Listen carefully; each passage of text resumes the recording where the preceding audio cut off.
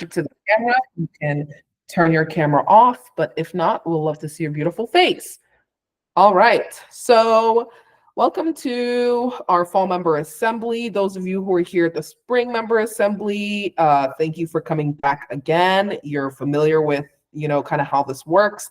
The fall member assembly is a little bit different. We obviously, as a profession and us as an organization, are always going to be trying to solve problems, right? Trying to get to the next new thing.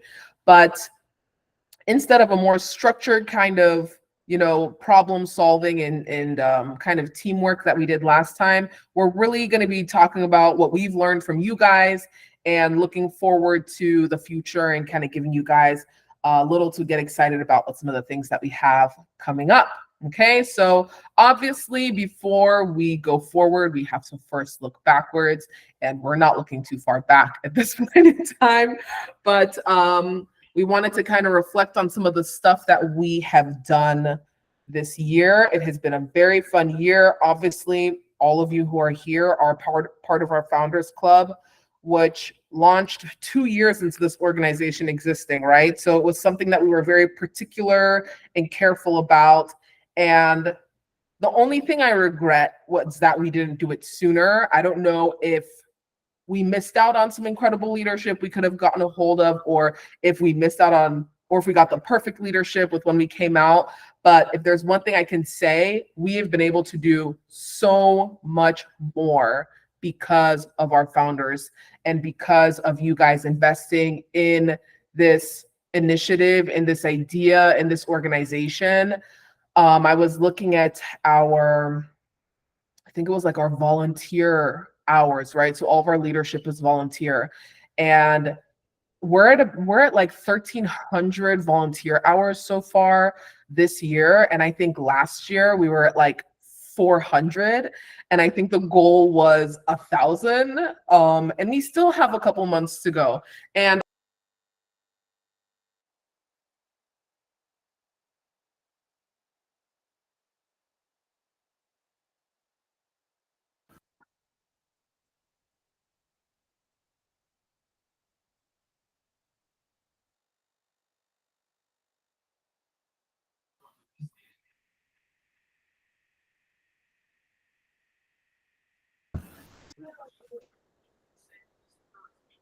You're muted, Susan. I do not know what happened, but let's try this again. I'm so sorry. It kicked me out, but I'm back. Okay. So yeah, again, our leadership has grown to 22 people. I think last I checked, from like 4 or 5 or 6. So again, it's been incredible. We've done a lot. Hopefully you guys see and perceive a lot of the things we've done. But I mean, really looking at it from internally, it's been amazing. And we're looking for double that next year. I can only imagine what we're going to be able to accomplish. We had our first in-person mixer, which was a lot of fun, really awesome seeing so many of you in person. Who did I meet for the first time? I met Cliff for the first time, Claire for the first time, Bob. Who else did I meet? So many people. Okay, it would take me forever to remember everyone, but I really had an awesome opportunity. Jessica McManus, I think that was my first time meeting you, even though it feels like we spend so much time together. So it was absolutely awesome. And sneak peek, foreshadowing, there will be another one. Okay. And then we had VNS again. I think we learned a lot this year that holidays impact things, right? Easter was the earliest I ever remember it, but good thing is we've cleared that for next year. And so we're looking forward to an awesome VNS next year. And then obviously being able to provide Cat A CUs for you guys, which has been a very interesting process, learning what matters to you guys, what topics are important, and really even just the administrative load that comes with that. I definitely don't blame a lot of the organizations that do not do it because it is administrative. It's an administrative hurdle, but I would like to give props to our education committee, between the monthly CUs, journal club, VNS, I mean, really constantly crushing it. So that's just a little bit of kind of what we've been up to. Is there anything that I'm hardcore missing that anyone thinks belongs on here that I did not discuss? Or even opportunities or things you guys, got to be a part of that maybe I'm not thinking of. I just tried to keep it kind of high level, what we were up to last year. But yeah. Anyone note takers?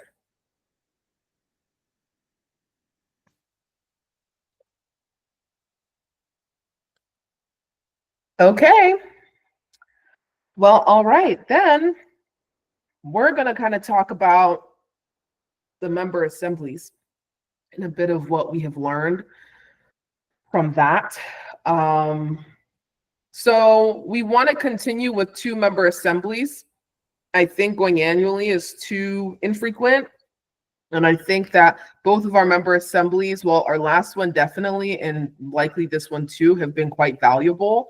And so I think where we are, this model kind of really works, with kind of trying to get people together and have a method we listen, and having a method by which we are able to divulge information and our thoughts and our goals and our dreams to you guys. Okay.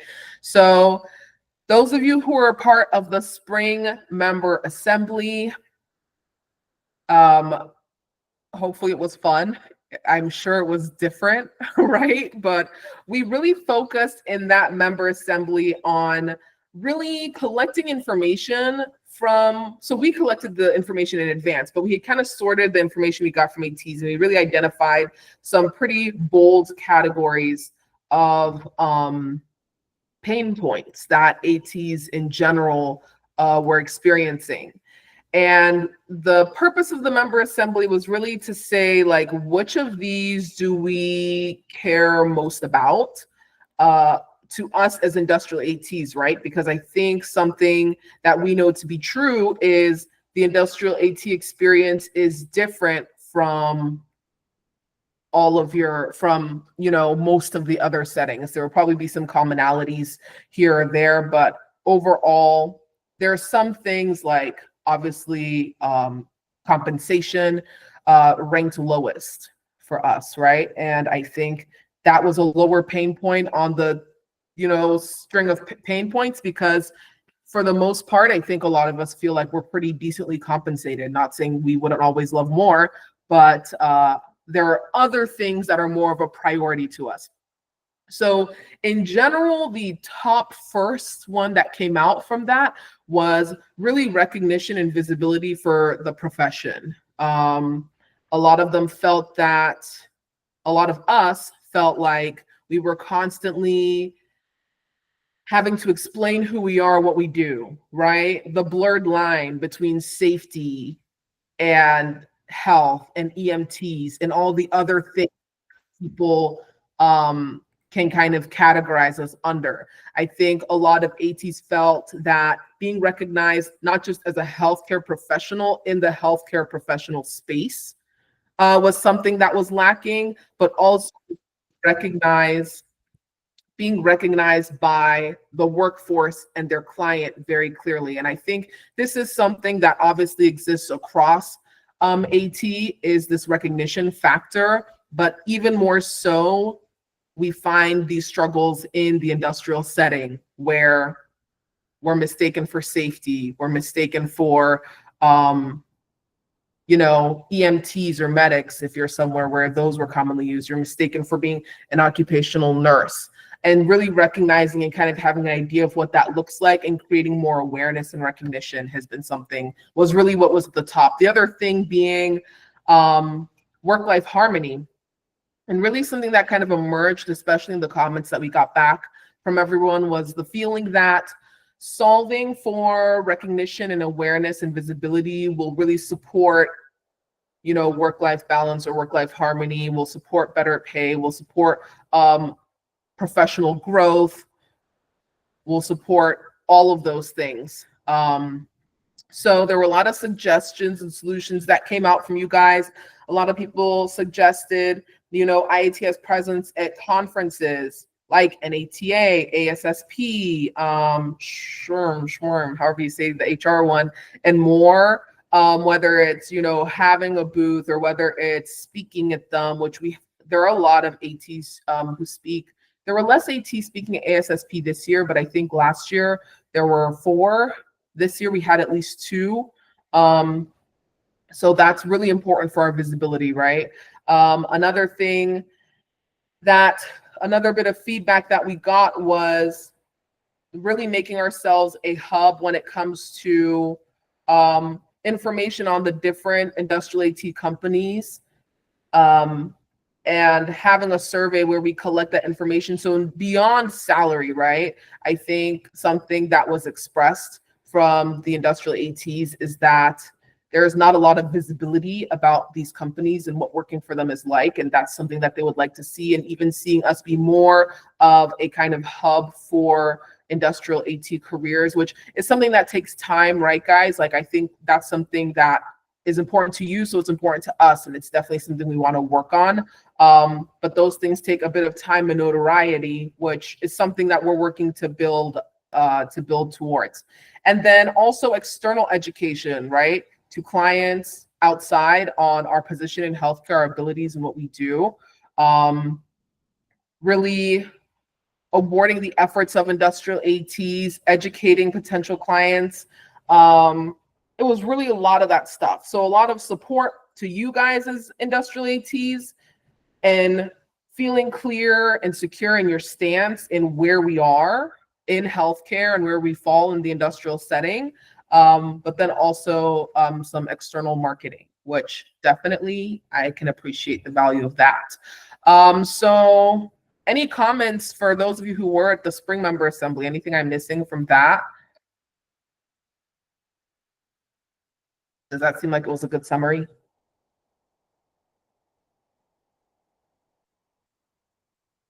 Oh, okay. Wow, I'm doing so well. All right. Okay, well, now we're going to talk about the fall member assembly, which is this year or this time. And we're going to really field some comments, please, from you guys. So you're going to see it in the next slide. We're going to talk a bit about some of the feedback that we got from you guys. So really overall comments on the survey, which is really a highlight of this assembly, right, is that you guys are really enjoying being a part of the organization, with 82% of you saying that you would recommend being a member, which is incredible. Member feedback really came in that our strengths are variety and quality of education. Big claps to education, working on that. Our social media marketing and presence, and then attentiveness to the needs of the professional group, meaning a lot of people had comments about, I feel like there's something that focuses on me, right, as an industrial AT. So some of the opportunities for growth that were highlighted were ease of finding information, okay? Feel heard, guys. That is something we've been contending with for a while. I think remembering and recalling a lot of the comments that I read were around like finding links to meetings, or finding the video links or the things for some of the education, monthly education and things like that, right? So that is definitely something that has gone on our priority board of how do we streamline communication about events, and how do we make it accessible, right? Without just automatically just posting the link in the first like communication we ever send out, because I think even then people will be like, I don't know where to find it. So really having making it easier for you guys to find information. And then our communication via social media and email marketing and things to you guys, an opportunity that came out as a trend was providing data or information and communication beyond just like meetings and events. So what I was understanding was that you guys just want to hear more, right? Whether it's news, updates, information, things beyond this is when we're having this meeting or this is an event that we're doing. Fair, absolutely fair. And I think with that, that is something that takes bandwidth and time. It's something that's absolutely doable, but it's something that takes bandwidth and time, right? So if we have like, oh, we have 20 hours to use, let's just say a committee this month to do things. What percentage of that, odds are if we have an event coming up, whether it's a CU for you guys, or we have a mentorship program thing coming up, or so on and so forth, we're going to put the majority of those hours into that thing. But I think what it seems like we got from at least a few people was it'd be cool to just get either asking questions of the group or just sharing general information. So that was definitely heard. I would be interested to see the engagement with that type of communication. But that's something that on a social media end of things, right? We've also like really tried to do a good job of working in just some cool facts and statistics, some info for visibility and so on. So it seems like you guys would appreciate more of that. And then better accessibility for the meetings. I think I already talked about that. Ease of finding information, ease of finding things. So I'll save talking about glue up for later. But any comments on that? Feelings? Does that seem pretty consistent? Any opportunities or strengths that anyone wanted to highlight?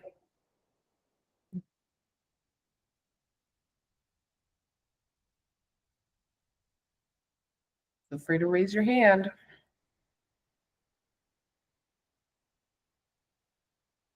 All right, well, we're running early then. Okay. Well, then we're going to talk about the member survey. Okay. So the member survey was very interesting. I loved it, and I appreciate all of you who took the time to give us feedback. And we're going to talk about that a little bit later, because this is how we improve, right? This is the information that we need to be able to progress as an organization. First was that the Net Promoter Score was great. And I think a lot of that was around feeling heard and quality of our programming. But I wanted to get specifically into some questions that we had, okay? So I think the first one that was very interesting to me was, what was the primary reason? That was, if you had to pick one, what was the primary reason that you joined our organization? Impressed and pleased to say that nobody said it was because they were getting it for free, okay? So that's always a very good thing to hear. A surprisingly low amount of people said it was because of CEUs. So a little over 15%. Now, some could see that as a negative, but actually what I noticed was in the comments, you guys had a lot to say about our CUs, that the CU program is great, the education is great, you love the specific education and information. It's great, and you actually really appreciate it. But the reason most people joined was for professional growth and was for networking and social, okay? And then to give back to the profession, right? So that was like 85% of the reasons that people joined the Industrial AT Society. I think those are incredible reasons to join. And the fact that obviously the programming and things work out great, and you guys see that as a strength and you appreciate it, but it's not your primary reason for being here, I think that's really good. What it does tell me, though, is we need to make sure that we are providing the professional growth and the networking and social opportunities that are the primary reason that you guys joined and that you're looking for. And so that's something in 2025 that we really want to focus on. Now, when it came to IATS programming, most of the members' participation in the organization has been around monthly CUs, right? VNS, of course, I'd expect that to be quite large. And then the member assemblies. So it leaves a lot of room for us to see where we can be providing value there, right? But again, overall, in general, you guys feel like we meet and exceed your expectations when it comes to the program. Now, for our committees, and this is where I want some feedback and hear from you guys. Everyone who came in picked a committee that they were a part of. Almost 20% of people don't know what that committee was that they picked. That number is probably even higher than that if we estimate that the people who didn't take the survey don't know what committee they're in. So my question, and most of the participation has been, attending meetings and things that we have done, or not participating in your committee. So my question for you guys is, do we have questions about the committees? How can we support people being able to participate in the committees? Because when we asked, right, there were only really a couple of actual comments. Like one said, oh, couldn't find the link for the meeting, valid, and that's something that we're going to be working on.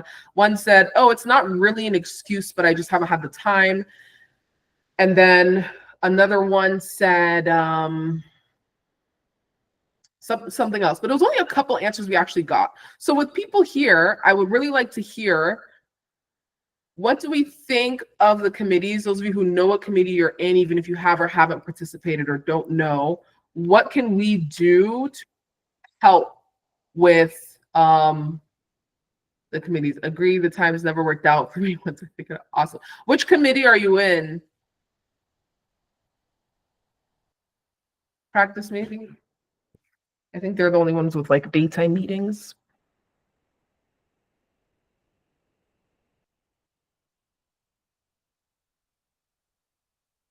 That was for educate. Oh, okay, education. Okay. Okay, so timeliness, I think, will definitely always be a thing. So I think most of the committees meet on weeknight evenings. And I think that was just for ease of being industrial ATs. That's actually a time where we're typically free versus not. Yeah. Kids will throw a wrench at anything. I get it. Facts. I think Chris can attest to that one. So then the other thing that I would say is,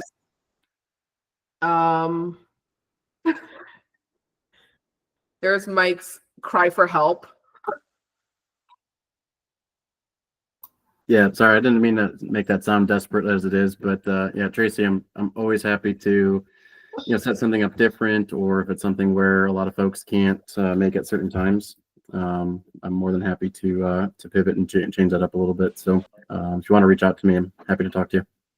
I appreciate that. So I'm literally feeding my kids dinner right now as I listen to this meeting. So I'm about to start multitasking just to be in this meeting, but it's okay. I know my schedule is busy, but yeah, let's connect offline so we don't bother everybody else on this meeting today. Awesome.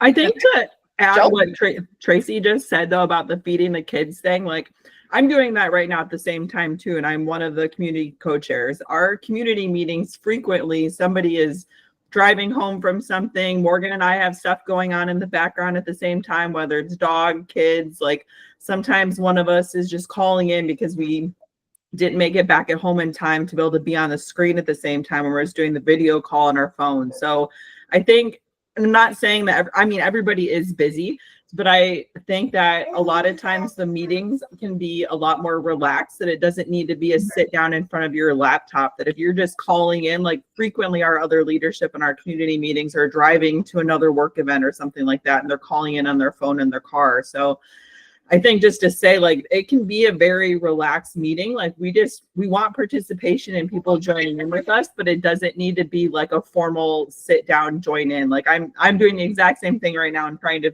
feed my baby at the same time that I'm on this call tonight. So just kind of a greeting for everybody of just like, it doesn't have to be a formal invite to attend a community or a community meeting in general. And I will also add, for people who do a lot, right? I think that our leadership is made up of a lot of people who do very much for the profession. I think sometimes people think ATs in emerging settings are a little bit removed or like less involved. I've really seen the opposite. I'm looking at them here. Mike, Tracy is another one. I see her absolutely everywhere, right? Especially when it comes to like public service and a lot of the other things you do. I know you do sports and sideline too. So I think our best leadership are people who are very involved, which means that we're going to be more busy, but that also means like odds are, even if you think we don't need the help, we probably will find a place to squeeze in whatever it is that you got. So definitely, I think that's a good point that you made, Kristen, is we are a very relaxed group. I like to say that we don't have a lot of the red tape that a lot of other organizations have, but somehow we put out a lot. So we're more about execution than we are about, some of the more small details. Now, a couple of things that I've mulled over that I think may help with people in the committees who are not as actively participating. And I would first like to say our participation per membership, if we look at that ratio, I think it's like 1-4 right now, is high. Okay, I am a member of very big organizations where that ratio is more like 1-30. Okay, so our membership is very involved, very involved. We are very blessed and lucky, and that was part of why the Founders Club was kind of slow to come on board, slow to come out, wasn't just put out there, was because we knew our early membership had to be a very particular type of individual, and it had to be people who would make us rock stars, and there was no other option for us, okay? It couldn't just be having a group of people we were in service to, it was people we could serve with and alongside, and I think we've really done a very good job of creating that. Things that might help, I think moving forward next year, it may behoove us to have a standing link for each committee and actually just go ahead and create. What has emerged this year is that committees seem to kind of meet the same week and day of the month. So committee meetings are once a month, guys. So let's say if a committee meets on the second Thursday of every month, just create that repeat event for the year and just send that out to everyone on the committee list. So at least maybe you're getting that prompt that there is a committee meeting, whether you attend or not. It is happening. So if you can click join, then maybe you can hop on. And then another one we're probably going to look into is sending out some simple notes of committee meetings after they're done. And that way, even if you were not on the committee meeting, maybe they can put like the top 3 highlights of like, hey, we need people to volunteer for X, and we would like more people to be involved in this, and we've got this coming up. I think that would be very helpful for people who didn't attend to still be able to read the minutes and see what they missed out on. And that might make it easier to where our committees don't seem like a black hole unless you're kind of in it. So Bob, is there a list of what committee everyone is on? Yes. So if you go in your glue up, it will show you what committee you are subscribed to. And whatever committee you like get messages from is probably the committee you're on.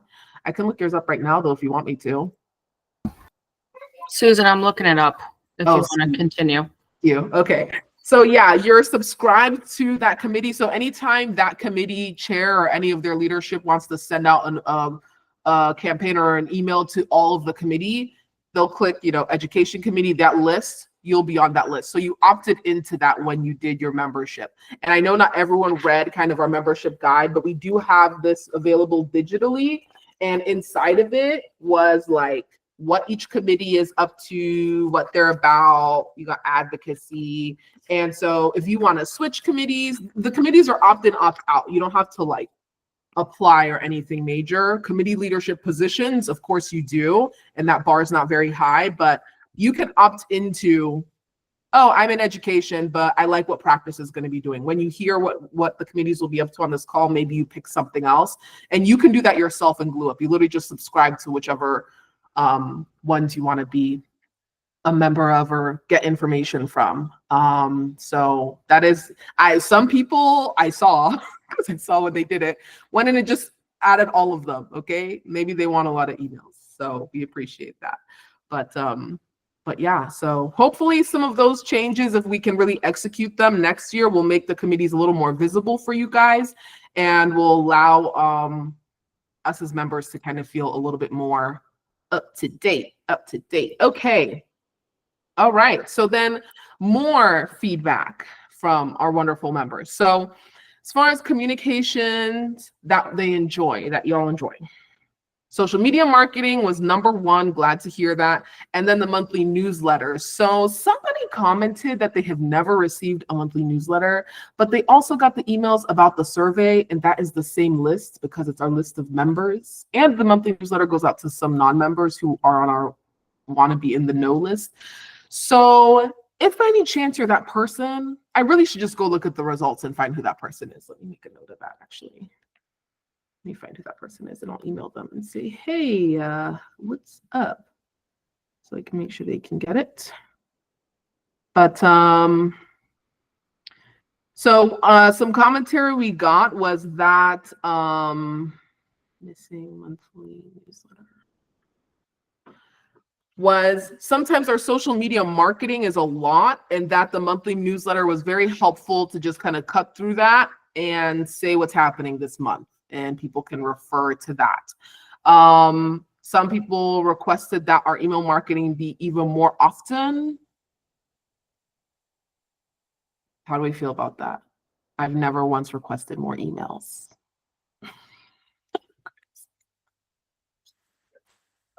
Okay.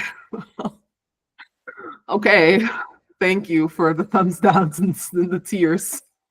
So we'll play around with that. It is unlikely that our email marketing will become much more than it currently is. I believe we are at a pretty good level. But one thing that I wanted to express is that our website is quite useful. And anytime we have events, if you're like, oh, education has a CU, I don't remember when it is, you can go on the website and go to education, it will be there. When community has mentorship mixers, they go up on there. Like, we really try to keep information on the website. And our goal for next year is to have an easy access page for our members where we have information like the on-demand CUs, which again, we wanted to put a lot of this in GlueUp, but we're going to talk about GlueUp in a minute. But easy access for the CUs. One comment I got was someone said it's hard to find where to log hours for volunteering. Now, I don't know if you were talking about the general hours or the mentorship hours. Patty agrees. Do you agree with that person, or you were that person? But yes. Oh, I'm that person every single time. Everybody says you're so active on here, and I'm like, yeah, too bad I don't even know. I've been looking through the GlueUp now. I have no idea where to log the hours. I don't log the mentoring hours or the other hours because I don't know where it is. And part of it is my fault because I haven't spent dedicated time exploring all the GlueUp and everything, but It's not your fault. I don't have that much time to go explore it. I just want to know where it is. It's not your fault. It is not your fault. So that is actually information that we never really had very public because, and I don't know how involved in the community that you're in. So basically what we did was where people with clear roles were the ones who are in our group Slack, which is where a lot of the links and stuff are posted, but we don't have a good front end version of that for our people who are highly involved and are earning those hours. So first thing I'll say is if you've volunteered and worked hours and you can't find where to log them or how, hit up the chair of that committee and tell them how many hours you have to log, because you've earned those hours. So I know Jillian, I don't know if she's on here, but she did an awesome job speaking to one of the universities on behalf of advocacy, but I just went ahead and logged those hours for her because I have easier access to the link. But I think we're going to work on getting a front end link of the general for people who are involved in committees and do stuff like that. And then I believe mentorship has their own link. So and I think eventually we'll go to each committee probably having their own link, and then the chairs will feed up just total numbers and people to us. But for now, we're small enough that we're going to make that public to make that easier. Speaking of GlueUp, GlueUp. So one of the big things for us, and another reason why Rolling Out Founders Club took some time and also took a very generous sponsorship from our friends at Healthy Roster, was because we wanted to have a place that was an easy portal for registering for members only events, for people to be able to post information or post things and so on, that did not require you to have some type of social media, because not everyone has social media. And then also was easy to manage. And that's where GlueUp came from, right? GlueUp has enabled us to be able to go easy with managing our membership, communications, events, and so on. Now, half of the people reported that they've logged into GlueUp, but they don't participate in GlueUp. I'm sure we're probably just using it for like registering for events and such. I could already tell that GlueUp was not as engaged as we expected when we would have a large event and we would get multiple emails of, what email do I use for GlueUp? It's not letting me log in. So fair, okay? According to the survey, about 40% of our members who replied said they participate in GlueUp. GlueUp is I want to say it's an easy to use platform. There is an app that makes it a lot easier for me.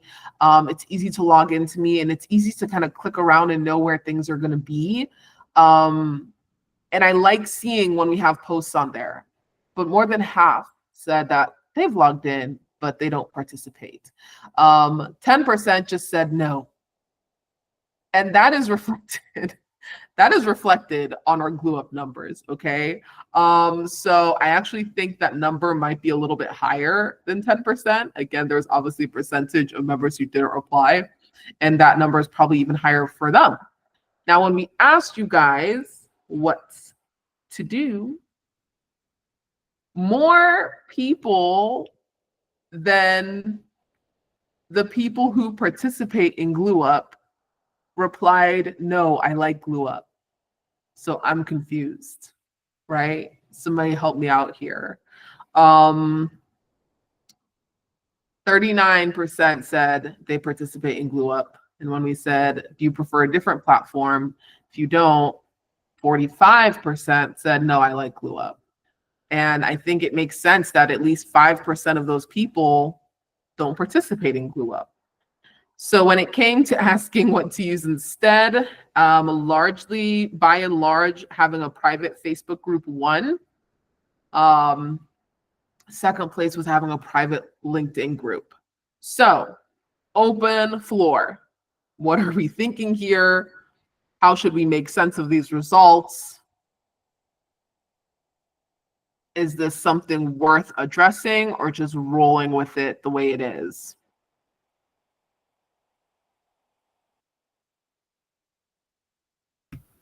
As someone who tries to avoid social media, I just like the GlueUp. Chris says, I'm an old guy. Fair enough. I honestly thought the LinkedIn group was going to win, and surprisingly, it didn't. I feel like people like LinkedIn groups, but I don't know if everyone's just not there yet. Keep GlueUp. Okay. You know,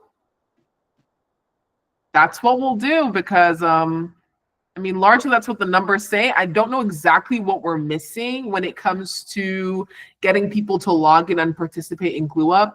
Maybe I should force some of the VNS stuff, members only stuff for next year onto GlueUp to make people log in. Like, I don't know.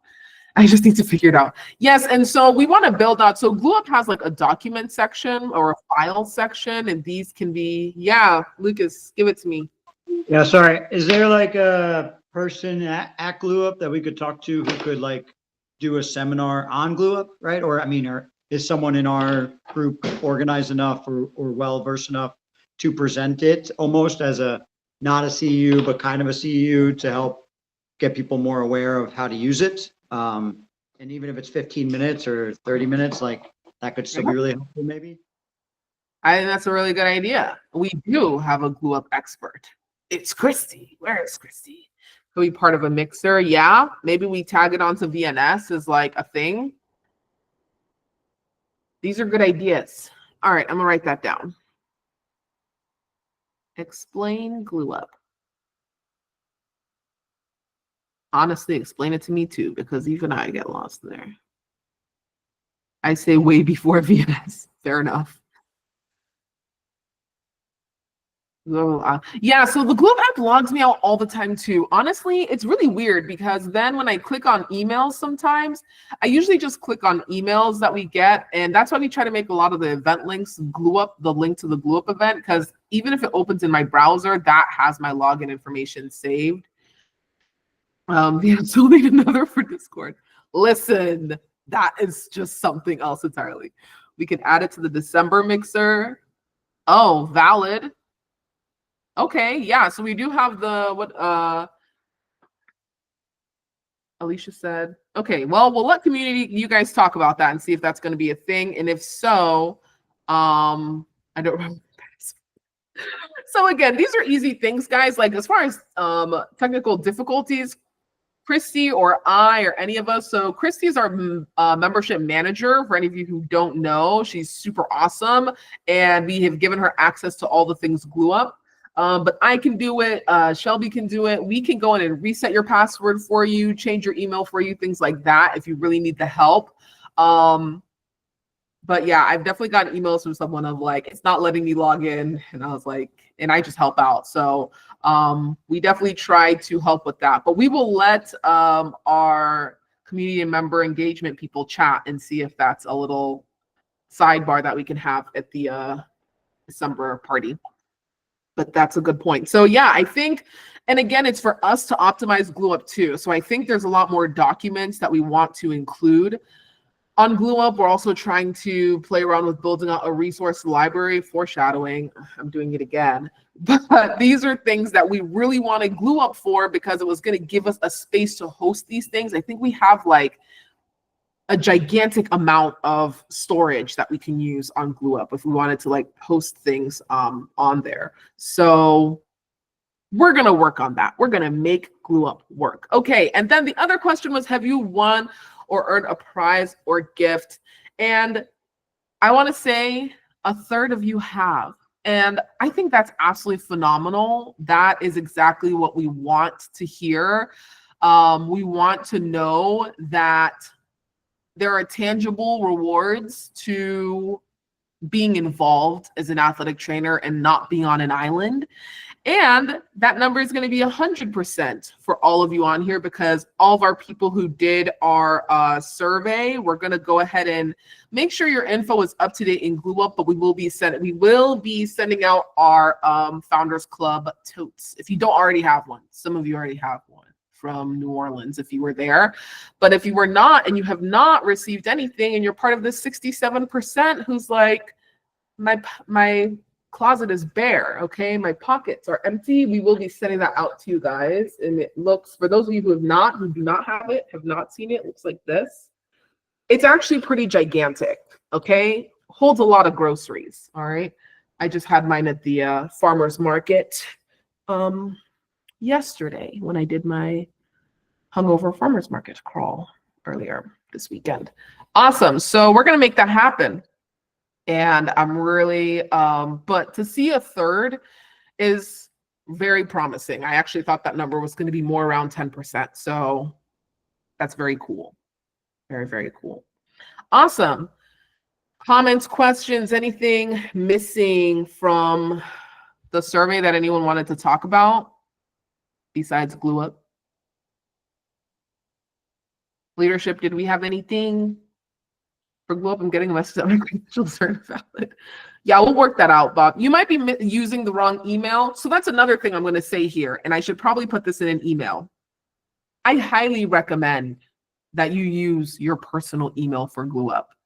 Several people have changed companies while being an IATS member. And if your email was blah, blah, blah at, or your company gets bought, right? Atlas, I know those emails are changing. Pivot, their emails are changing. So I recommend that you use a personal email over your work email, just because it's less likely you will lose that access if you do change companies. But if you do and you still need it, just email us and we can change your email. That's not a problem. Or you can probably go through a process to do it yourself. Bob, send me an email. We'll figure yours out. You got to catch up, by the way. I want to see how things are. Cool. All right. Then on to the next. Let me make sure we're running on time. By being a respectful person, checking our, where is it? I don't know. I lost it. Okay, we're just going to keep going and assume that we're running on time. Okay. Sounds good, Bob. All right, so let's talk about next year. Man, again, crazy to think that we're already turning another chapter, but we are, okay, guys? The industrial evolution is here, and we are ready to go 10 toes into this thing. We are so excited to talk about some of the things that we have going on, some of the things that we have planned. We have been so intentional about doing as much as we can without doing too much. I think so impressively enough during our strategic planning, thanks, Chris, during our strategic planning this year as the team, our leadership team, we really had a lot to celebrate with what has happened last year. And then we were looking at, what is coming up. And we had a lot of ideas, we had a lot of initiatives, and we actually found ourselves very wisely like pulling things back off the list, right? And trying to stay in the realm of like things we can certainly do and execute very well. So we actually were cutting things, and still we'll probably have a lot that you guys are like, wow, that's too much. I think somebody on our social media said our social media is just so much that they like that there's a monthly newsletter that they can just read it right there. And I agree, it is a lot. But when I look at it, a lot of the time, it's just us talking about things we're doing or sharing things that are coming up. And so that's pretty incredible. But yes, so let's talk. Our theme for next year is industrial evolution. I think that we are really starting to hit a point in industry at large, safety as a whole, and then especially in healthcare when it comes to the industrial worker, where having ATs in your care continuum, especially at the beginning of it, having ATs on site, having ATs taking care of your worker, having AT access for your workers no longer makes you an early adopter, right? There was a period where you were an early adopter, you were cutting edge, you were different. And I think over the past decade, this has now become so much more the norm. Not everyone's using them in the same degree, right? Sometimes they might be available through your insurance captive, that they make stretch and flex posters for you, or they do this or that. Sometimes you have them on the ground all the time. Sometimes you have them come in and just work like 9 to 5. But this is increasingly becoming the norm. And as the healthcare crisis continues to loom, we are going to find ourselves really being instrumental in how people access healthcare, especially as workplaces and employers are finding themselves facing the health crisis and finding that they have to invest in it, right? Because either they don't and they end up with sick and injured employees and it costs them money anyway, or they invest upfront and they're able to kind of combat some of the very real issues that a lot of workers are facing. And so that includes us. That solution includes us, and we're a big part of how industry is evolving. And now you're not, unique or groundbreaking anymore for having industrial ATs. You're still top of the line, right? You're still likely going to be cream of the crop, even though in some industries, this is just becoming the norm. One of our clients, the client they work for, basically was like, this is the norm for us. We expect you to have ATs. And we've seen a lot of companies who have a different model having to fit ATs into whatever their business is, if it includes taking care of the American worker. We've seen wellness companies incorporate ATs in their model very recently. As recently as, I mean, this year, one of the companies that I've known is a big wellness company just started ATs because they were facing losing business. Another wellness company completely rebranded themselves to be more generic, to add on-site care. And they want that on-site care to lead with ATs. You saw the largest on-site EMT provider in the United States. If you know who I'm talking about, you know, I will not name names, but they are, I mean, they own the oil, construction, even events. They really own that world. And they are facing pretty stiff, I don't want to call it competition, but pretty stiff change as a result of ATs in the industrial care process, that they put an open call out for ATs on their job board. I don't even know that they know what to do with us. I truly don't even know that they know how to use us. I just saw open call for ATs. If you're an AT and you want to work for us, fill out this application. And I'm so intrigued on what they plan to do with that. But they are a very gigantic, very big, very prolific company. And I think that says a lot for a lot of the changes that are going to be coming. And we really wanted to make next year about that, about really kind of industrial hitting its stride. So if there are no other comments, we're going to jump in by just going through committee by committee and just kind of talking about some of the planning that is going to be happening this year coming up. So I will start us off myself to kind of talk about our practice and standards committee. So if you're in practice, listen up, maybe you find something interesting.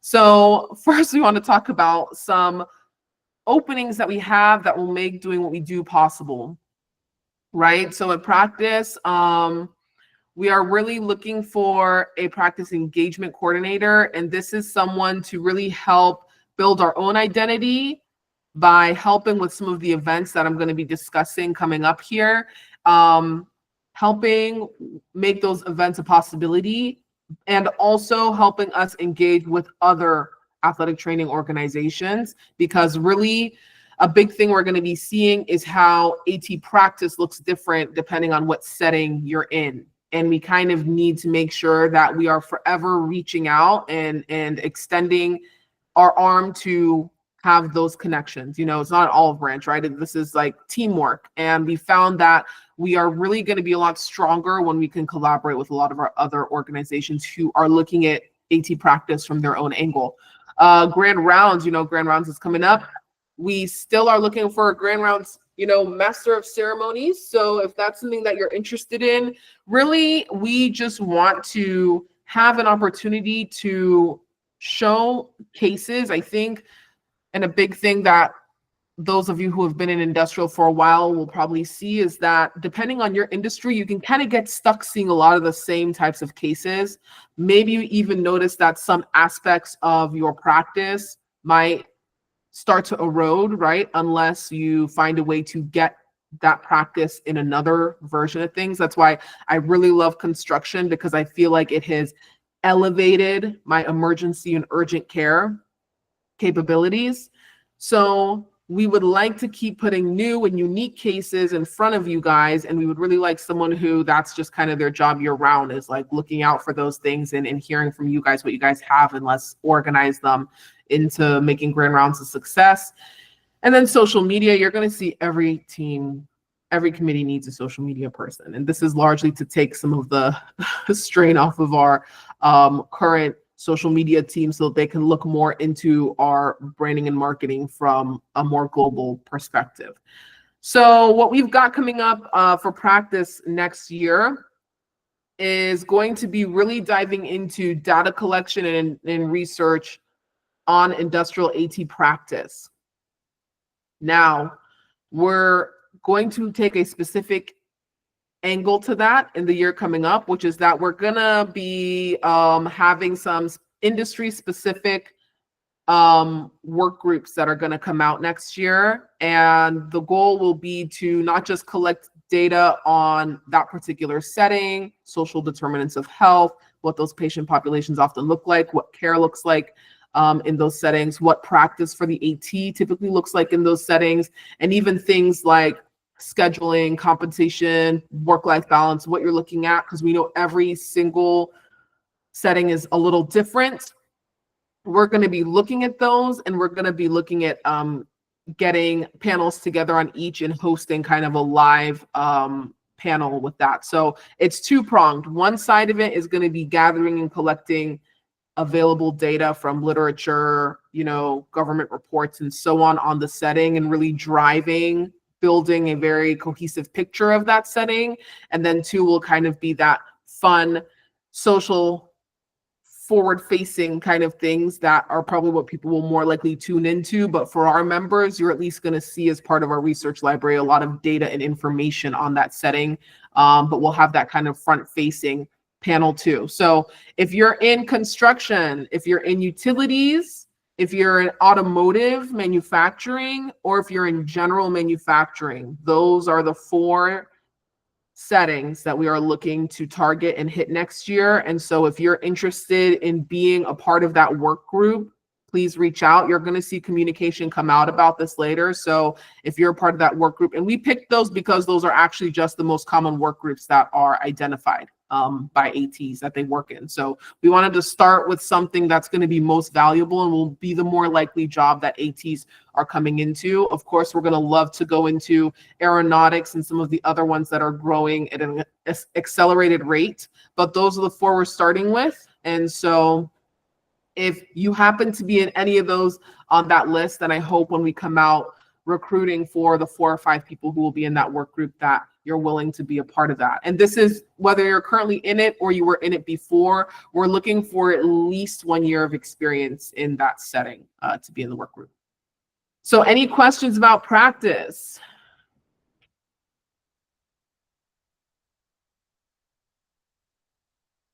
All right, then I will let Stefan take over with some info about advocacy.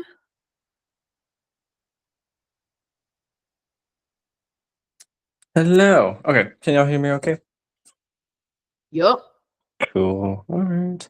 Okay. Good afternoon. Well, evening for most of y'all.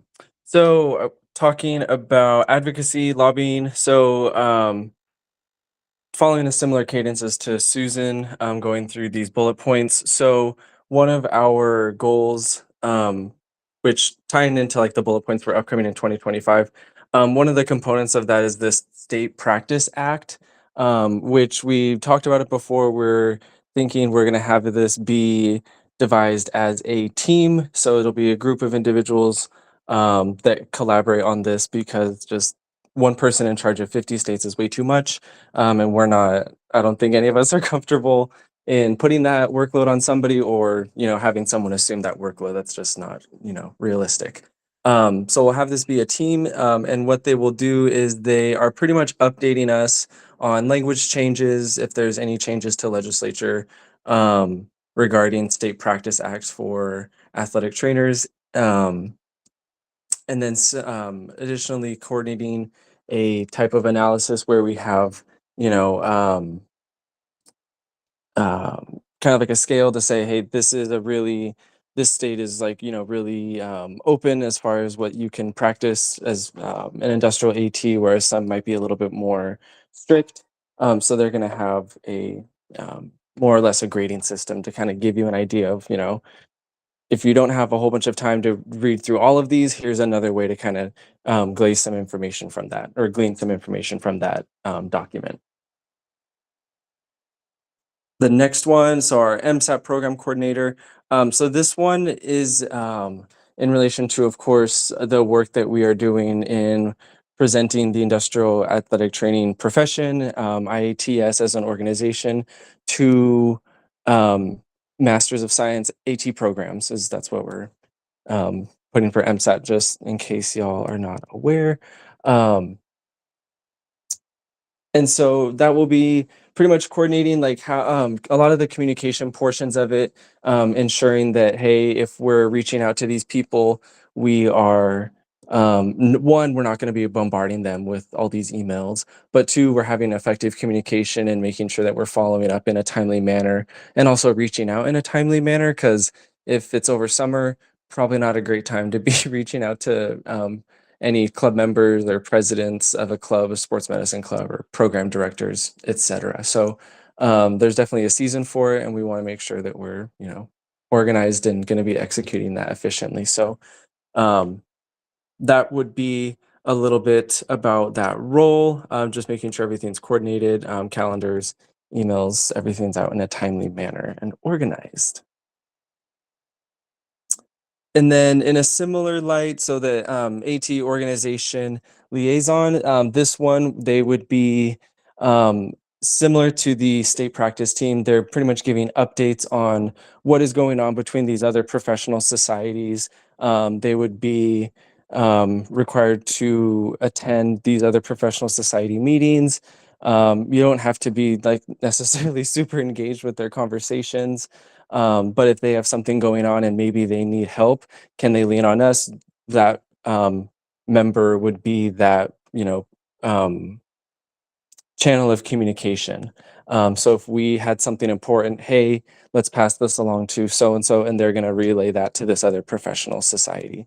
So making sure that we have someone like that.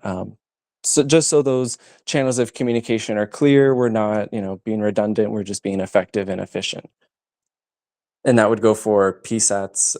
I don't remember all these acronyms. There's so many, it seems. But a lot of these other professional societies, so like public safety. Susan might have to chime in on some of these ones because there's a lot. But yes, if any of y'all have questions on those, there are a number of professional societies.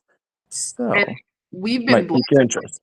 having a good relationship with physician practice. They're really the ones who reached out to us. And I mean, ultimately at the end of the day, right, like especially for small organizations with leadership, constantly having to be the ones going back and forth, it can get a little bit daunting. And so the benefit of the liaison is that they're like, my only job is to see how we can work with physician practice and how physician practice can work with us. And if we get an organization who wants to work closely enough with us that they are a liaison and they have a standing liaison for us permanently who's looking out for how we can be involved with them, we do comp that person's membership so that they get to see internally things going on at in our society and use that information to help us be better.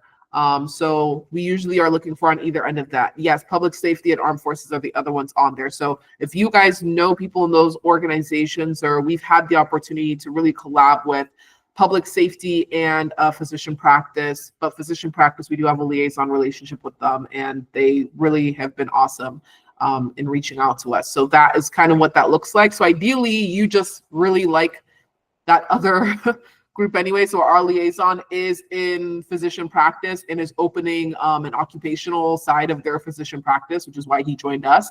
But he's perfect to have over there. So that would be awesome. Yeah, Tracy, so that would be awesome. Definitely, that would be exactly. So usually you're really involved, and you are very involved with public safety, of course. So usually you're really involved in the other group also. And so you have a really good picture of, oh, we can collab on this. And we have a lot of collabs planned coming up for physician practice. Your hand was up too. Was that what it was about? Or No, I'm gonna be that person, and I'm sorry to be that person. I think most people know that are in this group, because I know a lot of you that are communicating today. But on the legislative side of it, this is one of the areas that I feel very strongly about NATA, and I know there's some on this group that are in complete disagreements against NATA. But when it comes to advocacy, all the things that you're looking to do for state practice acts, they have already done that lift, and it's a very heavy lift. That is one of the main reasons why I maintain my NATA membership, is because of the advocacy that they have on those legislators to help us work towards our practice acts evolving and getting them so we can practice to our full scope that we are in other states. And so this may or may not be the place for that conversation, but I think this group, instead of doing we're already a small group, but doing that lift may not be the best use of our volunteer resources. Maybe that's where we could collaborate with NATA and form a liaison with them and figure out how to make that work. That's just my 2 cents. Yeah, definitely. And I'll let Chris speak in a second. But if we've always been very clear that we are very open to collaborating with the NATA, that feeling going both ways is something we've unfortunately found to not regularly be the case. California is a perfect example of where PSATS was doing a lot of work there to be heard. California and NATA were also very much in disagreement when we were trying to discuss. We tried to go through NATA to get an idea of what was happening, and what we got back from them was California is not listening to us. We're not on the same page. They're not talking with us. So it was definitely a very disjointed experience coming from that end of things, and PSATS did a lot of work there. And I think their advocacy was really critical when it came out to publicizing. I think when they had fixed the language, we really did a good job publicizing and sharing what California had that they were putting out when we knew the language was supportive of all settings. And we didn't see as much from NATA on that at the end there. So I think always, right, we're going to have room to grow and room to work together. And we love to work together. What I think is something we see is that the NATA understandably is not going to be looking at these practice acts with an industrial lens. I mean, they don't have to, right? They appropriately are going to be spending most of their resources on AT as a whole and largely the traditional settings. We would not dare to tell them not to do that. That makes the most sense. So it's important for us to provide some degree of clarity. A lot of ATs come to me and say, hey, I'm moving to Kentucky. Can I practice in my full scope there? You have a lot of states where you can practice your full scope in industrial, like Virginia. You can practice a portion of your scope in some states, or they require that you have to get approval from a doctor to see those people. And then in some states, it's sports only. And that's not information that the NATA sees as a priority. And it's very valid and very fair. We would not dare tell them to use their information that way or use their time that way. But if they're looking for us to help, we absolutely can. I talked with the New Jersey or New York, I think, GAC, because they had redone their practice act. They'd uniquely carved out and excluded some parts of industrial. And they were like, what should this language look like for us to do this, make it better, right? Or improve this better the next time. And then you have some states with some really great models like Alabama that don't require you to open up the entire practice act to make a change. That is incredible. So we are here to support our specific setting, and absolutely, we're always open to collaborating. But unfortunately, it takes two groups to collaborate, not just one. Yeah, Chris. Yeah, I wanted to just add a little bit more. I think it would be an awesome idea. I wish we could do that with the NATA. Unfortunately, when we first started as an organization, I reached out personally to the NATA, and they told me that all other professional organizations are seen as rivals and that they were not willing to collaborate on anything at all. And then they also said, because I was not an NATA member, that they would not talk to me anymore. So yeah, it was silly and petty, and I think going forward we would love to be the bigger person, continue to extend that olive branch, and we would love to collaborate with them once we have that opportunity. But right now they've kind of said you're on your own. And another thing I'll add on top of that, Chris, is anyone here, anyone listening, anyone who views this later, we encourage and drive you guys to participate in our profession in any way, and that includes the NATA. We are never, ever going to tell someone to not participate in NATA initiatives, positions. Those can be important for your career, and they're huge for the setting overall. I know PSATS had a situation where they had someone who was pretty high level in their organization, and so that individual could not get a position they wanted at NATA because of their position on PSATS. And so they had to drop their level there. You might know who I'm talking about, Tracy, so that they could participate in the NATA. So we understand. Yeah, I'm in both. So I'm still getting I'm part of COPA. I think most of you know that. So I'm COPA. I'm on the public safety panel. It's now called a panel. And I'm fully open about my involvement with PSATs and, this organization as well. And they have now put contingencies in place that if you are members of these societies or you are in an active role, such as a president, you have to pick a side. Internally, that's something I'm personally trying to battle, because I think collaboration, I mean, there's things that this organization has done phenomenal at that NATA doesn't have the time for. And there's things that, PSATs has done well at, and there's things that NATA have done well at, like the advocacy side of it. Again, that's one of the reasons I'm pro NATA. But yes, I agree with you. And that transparency needs to be out so everybody can understand it. So you can weigh your options when you're paying your membership fees and you're deciding what you need and what organization you want to be part of. And so I really appreciated, Susan, that you said what you just said. And I know this is being recorded too, but I really appreciate that, because we got to get out of these silos. And I think collaboration is going to be the most important thing as our profession continues to go forward into these unknown territories where we are battling against other healthcare professionals that believe they can do it better than us. And I'm very pro AT for all the reasons that were already discussed previously. So thank you. I won't take any more time on this topic. Awesome. And tell Kyra I said, hey, love her very much. She's fantastic. But awesome. Okay. Stefan, I feel like we interrupted you. But you were in the advocacy slide. No. No, you're fine. You're fine. I love the discussion. I like hearing everything. It's engaged, it's active, it's dynamic, it's lively. So I'm here for it. All right, what else you got going on? But in continuation, the last two? Second to last is employer transparency program coordinator. Some of these are a mouthful. But really, so this actually ties into some of the main some of the big feedback points that Susan talked about early on, and talking about the feedback regarding like professional growth, advocacy, professional development, those kinds of points. This kind of feels into that a little bit, and some of the overarching goals moving forward for IATS. But this one is talking more about managing data from employer feedback surveys, which is a tool or a survey that we're going to have that will be a tool that we can use to gather more information about, what these positions in industrial AT are like. Also, I want to acknowledge what Susan mentioned earlier, and like certain jobs, exactly what you're going to get. Some jobs, not so much. I think industrial AT jobs are more so on that not so much side.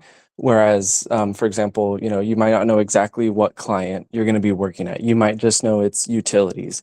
You don't know if you're going to be outside a lot or inside a lot, or, driving around. Maybe you know these things, maybe you don't. Sometimes it's more clear than others. And maybe if you're new to industrial AT, you don't know to answer these questions or ask these questions or not. So we want to illuminate that a little bit, that area a little bit more, provide some more data and information to, seasoned ATs alike, similar to new ATs that are just coming into the industrial setting. So that is a little bit about what that's going to be, working with as far as information, data collection, stuff like that. If y'all have questions, let me know. I feel like it's hard to like dive into certain aspects of it without like sounding redundant, but if y'all have questions, definitely let me know. I just want to kind of scratch the surface so you get an idea. So if you're not getting the idea, let me know. Okay, so the last one, social media coordinator, similar to what Susan said as well previously, taking the load off the other people that are coordinating social media, them tailoring that a little bit more so to advocacy, our endeavors and goals, and how we can, engage members, people that are viewing us on social media, any social media consumers, tailoring our content and things like that specifically to them. Also just kind of being like a mini liaison between us and social media, saying, hey, don't forget, like, could you put a reminder in that social media blast about this is going on with advocacy, being a little bit of a mini liaison between us and social media. And then, like Susan said, and I'll reiterate, taking that load off as well. So divvying up the work, sharing the love a little bit, but specifically for advocacy. And then upcoming for 2025, a lot of this I feel like I don't need to touch on too heavily, but in continuation with the MSAT program, we are shooting to speak to 40 MSAT programs, which I don't think is going to be too difficult, to be quite honest. I think it's going to happen.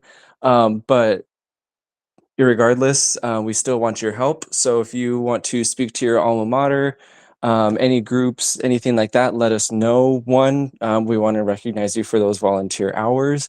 But we also just want to like have that awareness put out there, because some people are really informed about industrial AT. Some people aren't. Some people are like, oh, I wonder what it's like. You know, let's answer those questions. Let's meet them where they are and see if we can't, educate some people about this realm that we work in. So, the employer feedback program, it ties into the coordinator position as well. And really the overarching thing is like employment resources for industrial ATs, finding jobs, knowing what they are. If you know that stuff, you can better advocate for yourself. There's tons of stuff. So we're just going to try to, fuel into that professional growth advocacy endeavor. So yes, tried to brush over things just enough to get you a good idea. If y'all have questions, please let me know. I am on my phone currently because my Wi-Fi has been cuckoo. I don't see any. If that Okay, helps. I was gonna say I'm gonna check right now. But other than that, yeah, if y'all have questions, let me know. But yeah, thank you. I mean, we only took up like 5 minutes in the middle of your presentation.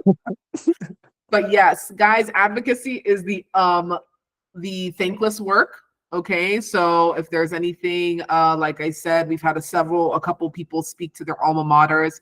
Even if you're all, I'm going to also say this because I know some things have changed with masters, and one thing I'm trying to look at locally, even if your local school or your alma mater doesn't have a master's AT program, I would look into speaking to, because we have a kind of health and human performance type kinesiology undergrad, and I'm talking to a friend who has links in there about going and giving a talk for them, because AT is a career option, right? And it's one that requires a master's now. So I think being able to advocate at the bachelor level, I think the traditional version of AT is more well known, but even introducing that side of AT and then talking a bit more about industrial and the work we do in the other settings that are out there at the bachelor's level is something that'll be very helpful when it comes to really continuing to grow the profession, because that's the work of everybody, right? No matter what setting you're in. So, yeah, if you are looking to do something like that or choose to, definitely let us know. You can get credit for it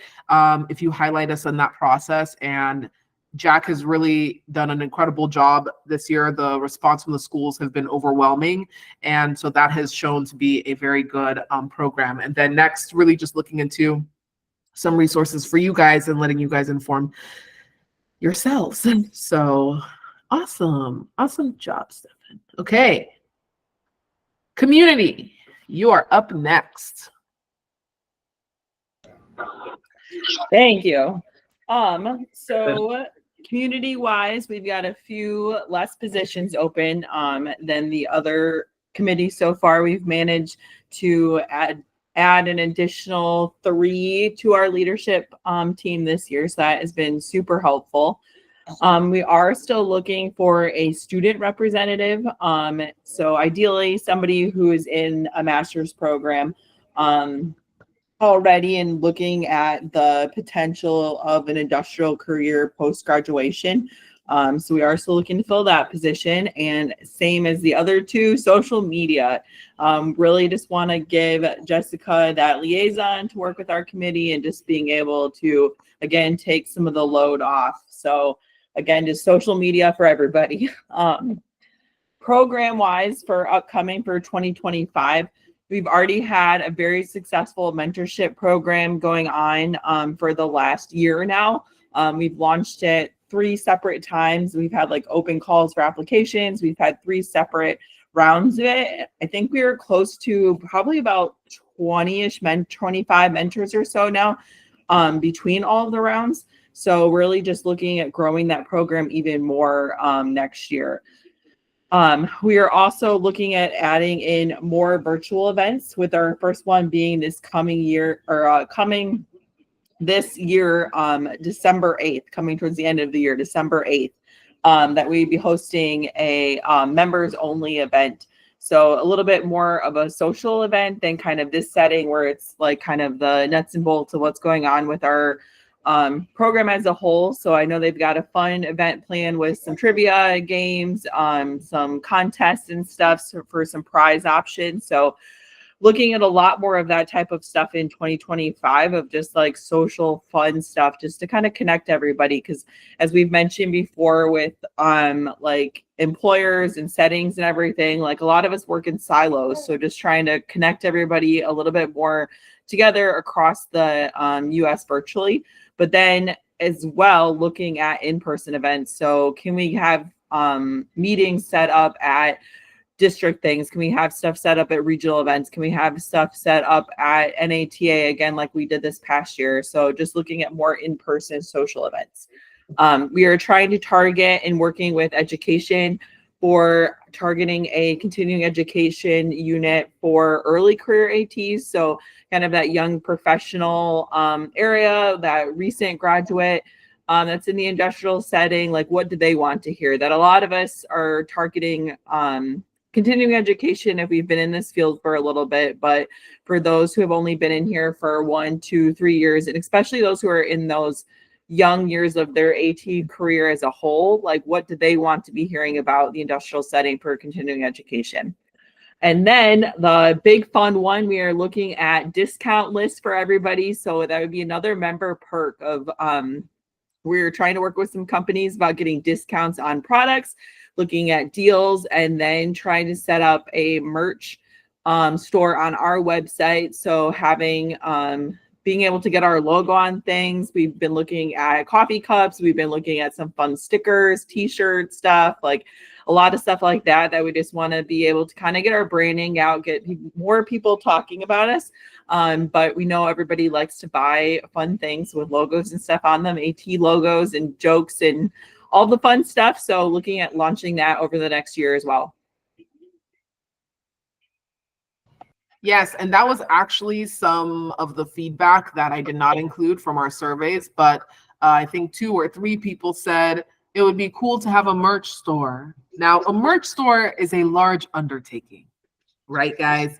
It's not easy, but I think it is something we're committed to doing. They might be relatively limited drops that we do once or twice throughout the year, but we would love for you guys to have some industrial AT swag. We know there are a lot of industrial AT puns and jokes out there that we would love to, make some cool merch around.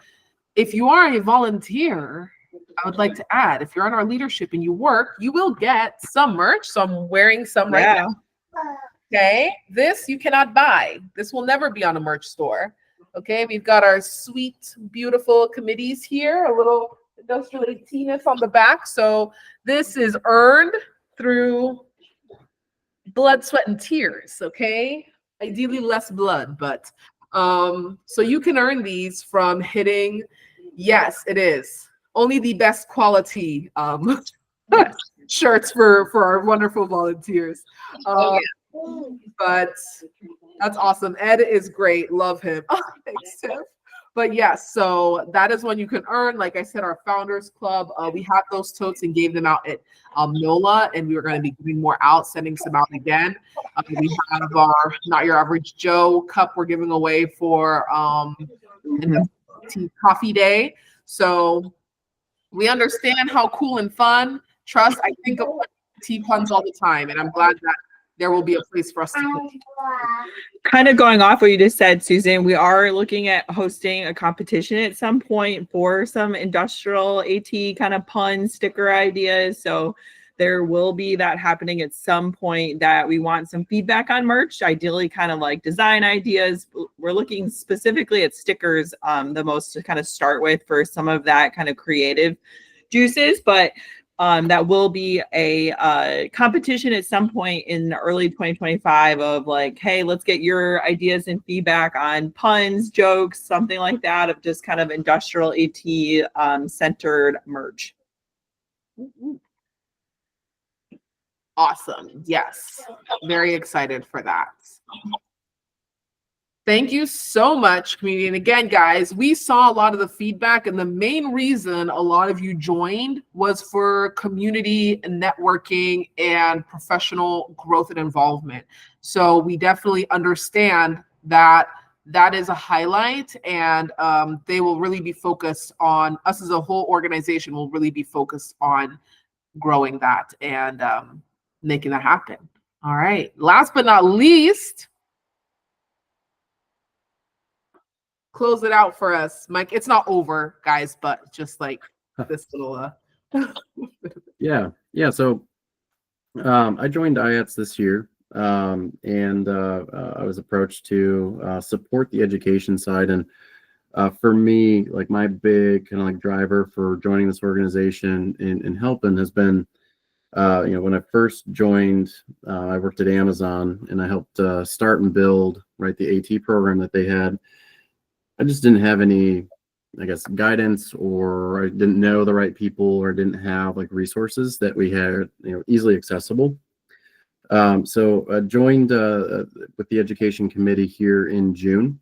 And, since then we've really tried to dive into like, what does our road to 2026 look like? And really started focusing on like, how can we expand our current state and, what we want to do, in the future for our members, and what type of programming we'd like. So this year, in just a high level overview, for our members, we provided over 300 CEUs between category A and the other categories. And then most recently, we've launched the on-demand version. So right now there's just the VNS virtual network sessions for, so there's 6 videos that are available for our members. This month we will be launching 3 more, and my goal is to have at least 10 available. But between now and 2026, we do have the intentions of launching about 40 different opportunities at different levels. So, I mentioned with advocacy, and then our professional group here before, having different tracks when it comes to essential, intermediate, and advanced CEU offerings. So next year, we're definitely going to take some feedback from our members and start expanding on the different types of opportunities that we're going to provide for folks. But lastly, I just wanted to call out, for the participation that we've had in the presenters we've had. We've had a score of over 9.1 out of 10 on all of our CEUs or higher. So I know that we're at least delivering quality content for everybody. So appreciate everybody's participation and everything that you all have been doing so far. And I'll put a plug here for call for proposals here for 2025 as well. But getting back to what Susan wants us to focus on, right? When we're looking at our committee itself, we've got a lot of great ideas, but in order to implement those and really deliver on the quality that we're trying to reach for you, we do need a little bit more help. So I know here on our slide, we do have, secretary, record keeping, and social media coordinator. They may not sound like a fun and amazing opportunity, but I promise you they are. Like, if they have any passion for education, like, all of it kind of works together to really help deliver the content that we're working with.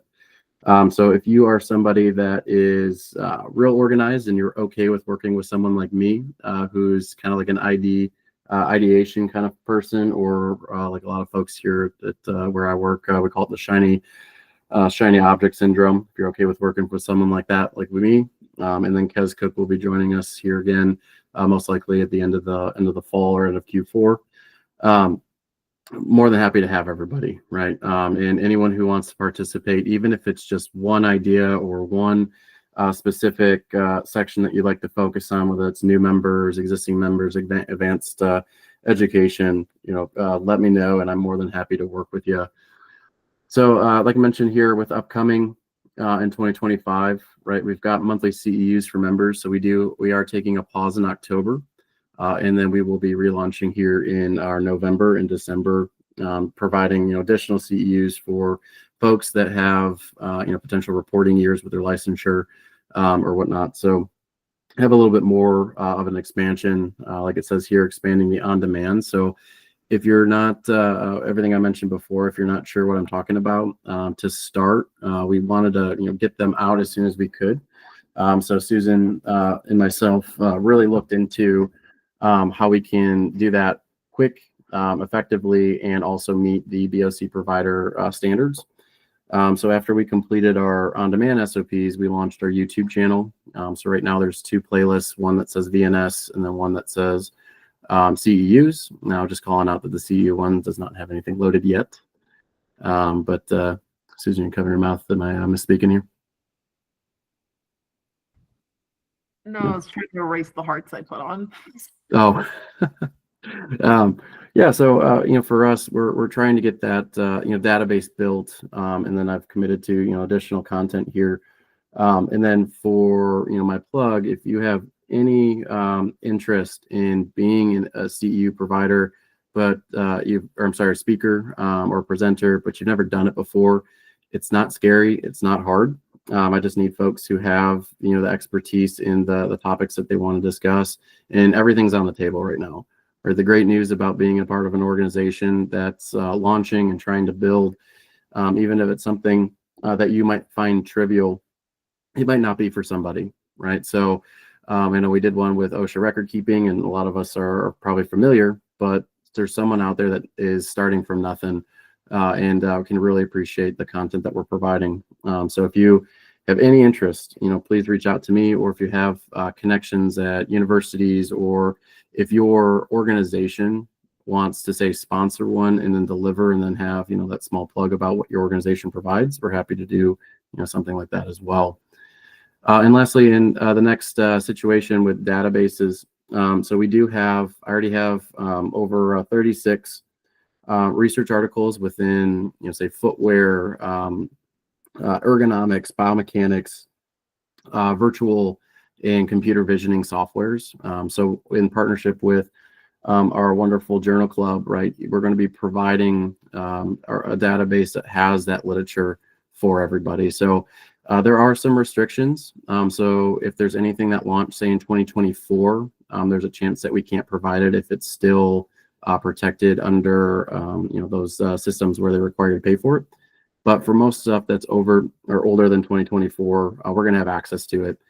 So if you have any research articles you really love and really help guide you in any area with industrial, I'm happy to take those. And as soon as we figure out where we can store those and launch that out for everybody, we are going to. So always happy to help and kind of support, again, on education, right? That's also part of helping with research, helping with resources. And again, that's something that I'm trying to help drive for everybody, right? So like I mentioned, when I first started, I just kind of felt like I was on the island. So everything that we're going to be doing over the next year and then the road to 2026 is making sure that if anyone's feeling like they're on an island when it comes to not understanding what to do, right, we become that resource for you. So I will stop there. If there's any questions or any topics like me to touch on, I'm happy to. But I appreciate everybody's support so far and all the work that you have done. And then also your patience, right? If we say missed a CEU for you and you're like, hey, where is it? Please just reach out to me. That wasn't on purpose, but we'll get going and keep delivering for you.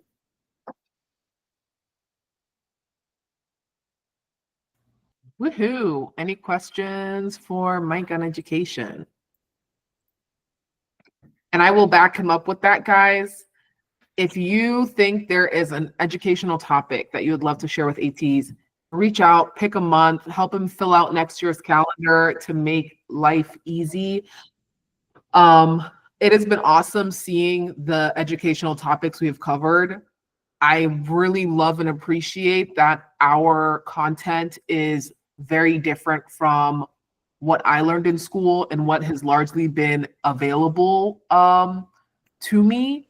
So I see Chris popping up. That's a great one. Special considerations for the diabetic worker was an awesome continuing ed. And I personally think that should just be special considerations for diabetic athletes in general. But being able to look at that from the industrial perspective was very eye-opening, and just a lot of the programs that have gone out. So yeah, you won't be on your own doing it, but it really is creating resources that would have been really awesome to watch those videos when I was earlier in the position. So Yeah, and calling out some of the topics here. I'm happy to. I know at least immediately as of today, the ones that were posted this year are on the website.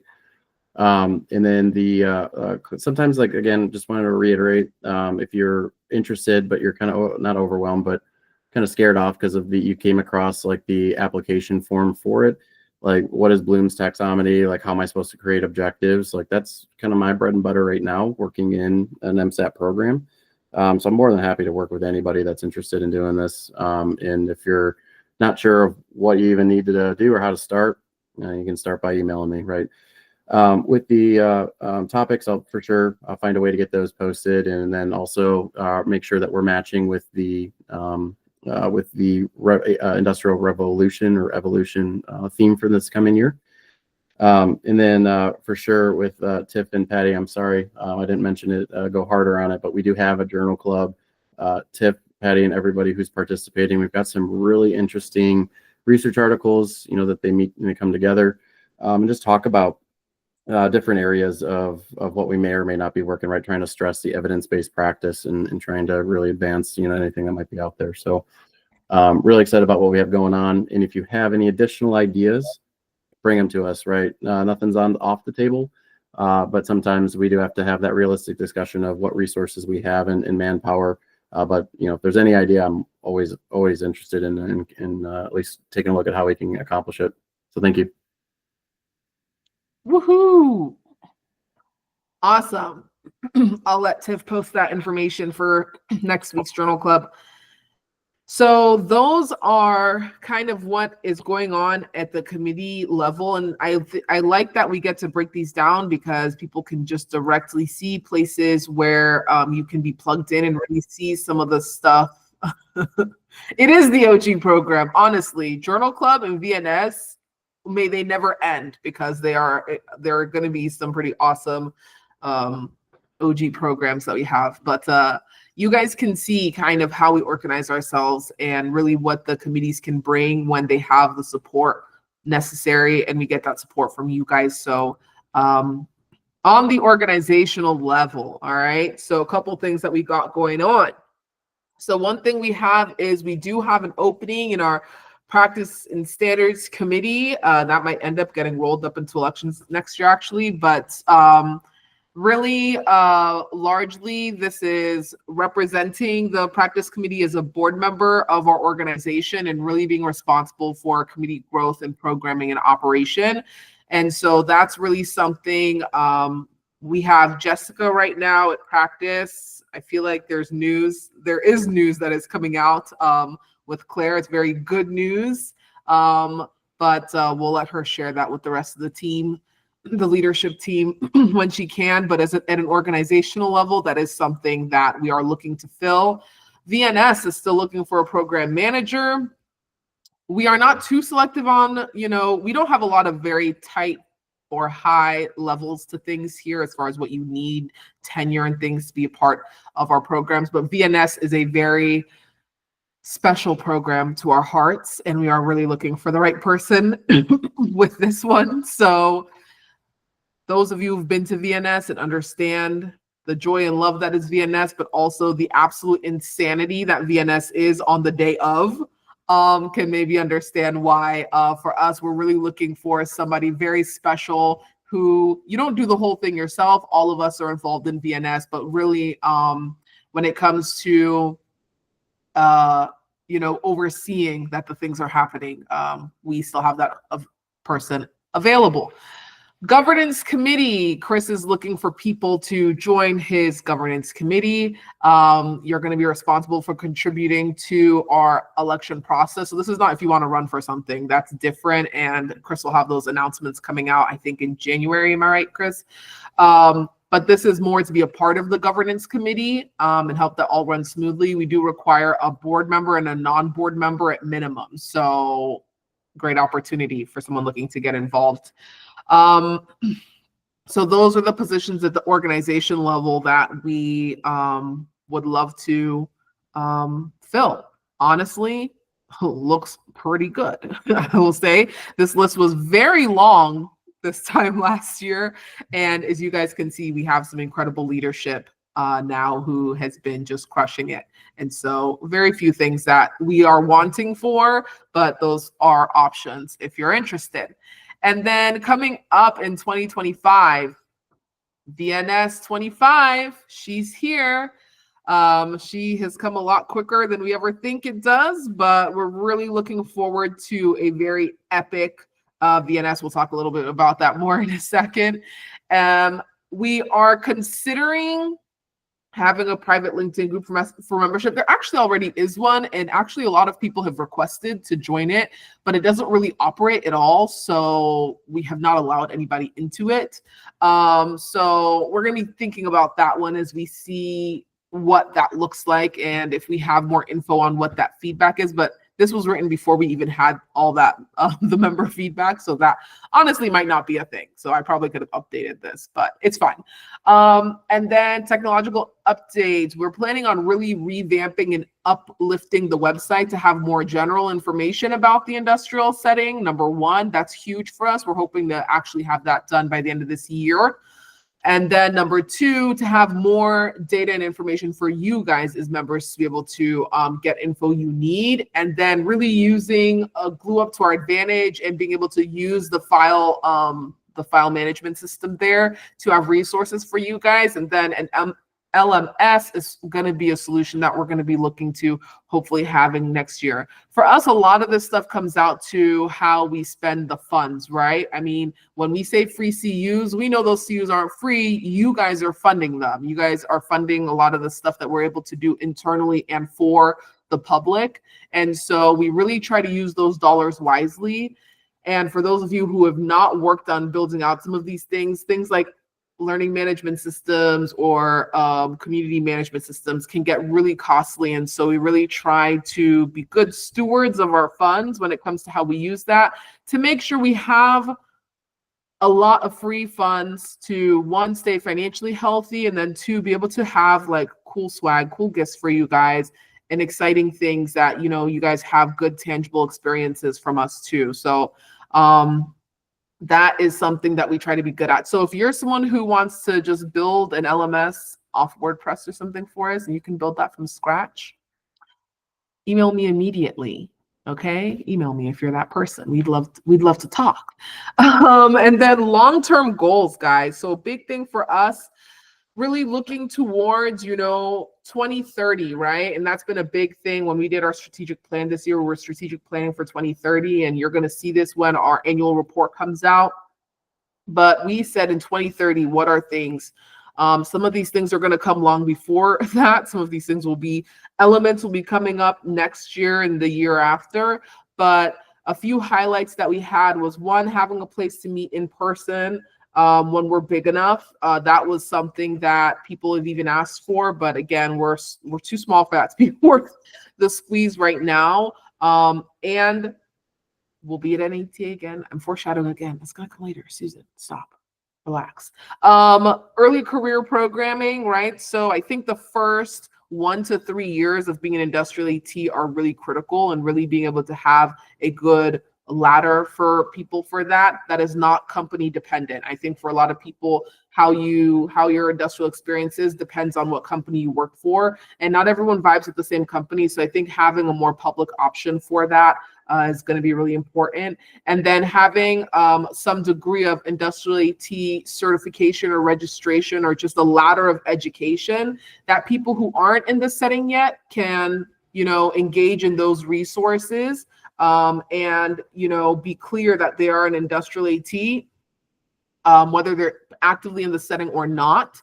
That is going to be a really good option, we think, for helping the setting grow, especially as a lot of smaller businesses continue to come up and grow, and a lot of non-AT companies hire ATs to do the job of an industrial AT. And then really being able to be visible to clients and employers, and being able to reward workplaces who have good health and wellness programming for their workers and really deliver care and programming that is within the athletic training model that we all know is a fantastic model when it comes to the regular maintenance of health and performance and also managing athletic injuries and musculoskeletal injuries. So those are just some of the long-term things that we're looking to on the horizon and, you know, marching towards slowly day by day. And to be able to do any of those things, we rely on you wonderful, amazing people. So this is just another shout out for our volunteer recognition program. Again, hitting 50 hours is the only way to get this incredible piece of merch, you know? So it is really a very comfy shirt. I mean, truly, I'm amazed. Feels so soft. But that's just one of many. And we really, really, really emphasize creating a program where your time and effort becomes something right away. Being a volunteer is very thankless work. We made sure that we at least can thank our volunteers semi-regularly. And that's why the volunteer recognition program was so important to us. And this includes you doing work to present the CEU, okay? This includes being a part of Journal Club. This includes mentorship. This includes going to your meetings, working on programming that we have. All of that is considered IATS volunteer time. And we reward for that. And we thank you deeply from the bottom of our hearts for that, because it's the only thing that makes it possible for us to do what we do. So just something to keep in mind. I mean, I don't care if we get big enough that half our budget goes to the volunteer recognition program. It means we're doing a lot. And that means we're doing a very good job, because that would truly be amazing. And it would make a lot of these goals we have very possible. So as we wrap up, final thing are some special announcements for next year. Okay. It'll be our first year of elections. Yes, we have amazingly arrived at this point in time. So if you want to be part of the governance committee, definitely email Chris and let him know. We are definitely very intrigued to see what that process will look like. I'm interested in how it goes.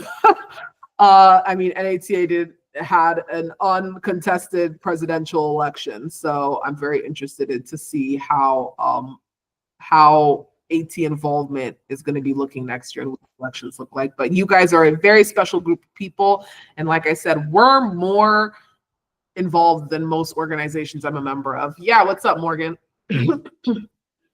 Hi, I just wanted to throw in there, while you mentioned VNS, just throwing in there VNS Ed as well. So if anyone wants to chat directly to some students and some folks like that, we're doing that again this year.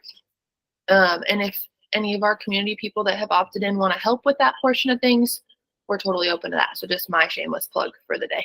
Yes, VNS Ed will be back. Community fought hard for VNS Ed to remain. It's going to be even better than ever this year, or next year. So yes, VNS Ed will be there in conjunction with VNS. So we're actually going to be upping the ante during VNS this year, and seeing the technological difficulties that some experienced during VNS last year. We've decided this year to go to a sort of week-long model. It's not as scary as it sounds, but what we're going to be doing is on weeknights, one night each week, each committee is going to have a cool little interactive thing that they're doing during the weekdays, Monday through Thursday. And then Friday, we will have our Friday happy hour as always to kick off VNS. And then Saturday, we will have our VNS programming. This will hopefully give enough time for people to get familiar with the platform and all the things. I think one of the biggest feedbacks we got on VNS is that it just happened too quickly, and people felt like they were missing out. So I think this will go a really long way to helping with that and making it a more long-lasting experience without creating too much overhead for us. So that is something very new this year. And I know I plugged for Mike. We're also going to plug for VNS, guys. We will likely have a call for speakers for VNS this year for the first time ever, but we honestly may not need to. This year, the theme, as you know, is industrial evolution. VNS is always the theme of the year.